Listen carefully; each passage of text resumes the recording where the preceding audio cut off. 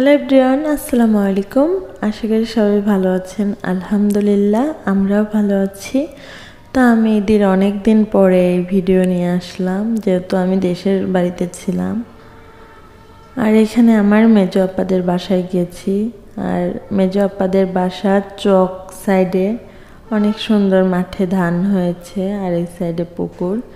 আর আপুদের গাছে মিষ্টি কুমড়া ধরেছে, এত বড় গাছে একটা মাত্র মিষ্টি কুমড়া ধরেছে। তো আমি একটু করে সব কিছুই ভিডিও করে নিচ্ছি। আর যেহেতু গ্রামের বাসা, গরু মুরগি সবই পালে, তো এখানে একটা কিউট মোরগ দৌড়াদৌড়ি পারতেছিল। তো এটা আপুদের মোরগ বাসার। আর এখানে যে আপুদের সোনালির ফার্ম। তো এখানে যে নিচে যেহেতু বাঁশের খাঁচা দিয়ে তৈরি, নিচে সব কিছু পড়তেছে। আর এখানে এক দুইটা বেগুন গাছ লাগানো ছিল, অনেক সুন্দর বেগুন ধরেছিল, একদম পেকে হলুদ হয়েছিল, অনেক সুন্দর লাগতেছিল। তো বেগুন গাছ তৈরি করার জন্য বেগুন পাকিয়ে বীজ তৈরি করা লাগে, এটা সবাই জানেন। আর আপুদের গরুর জন্য এখানে খ্যার রেখেছে।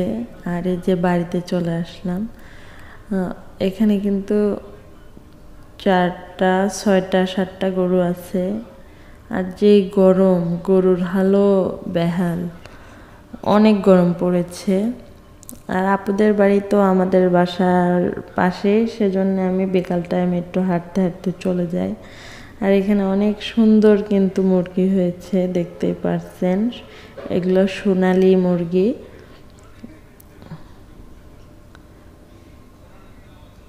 তো আমি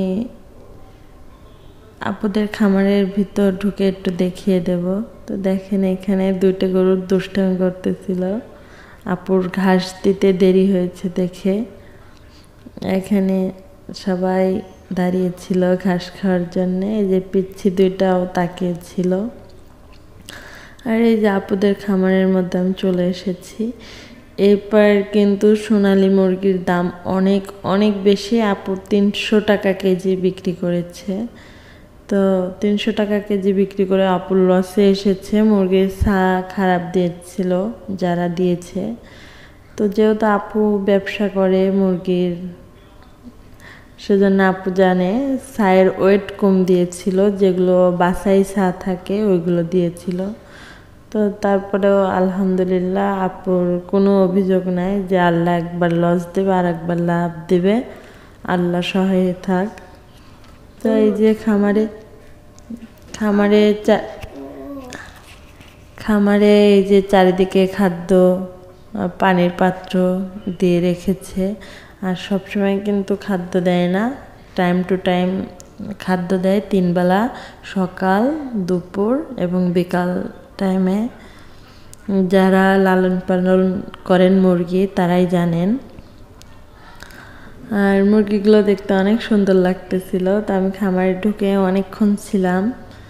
আর এখানে যেহেতু আমরা গ্রামাঞ্চলে 4 বলি, এক সাইডে মাটি আর এক সাইডে নিচ থেকে দেখিয়ে দিয়েছি যে 4 পেরে দিয়েছে। তো এগুলো নরম লাগতেছিল হাঁটতে, তো একটু ভয় লাগতেছিল। আমি হেঁটে হেঁটে দেখতেছিলাম মুরগিগুলো, অনেক মানে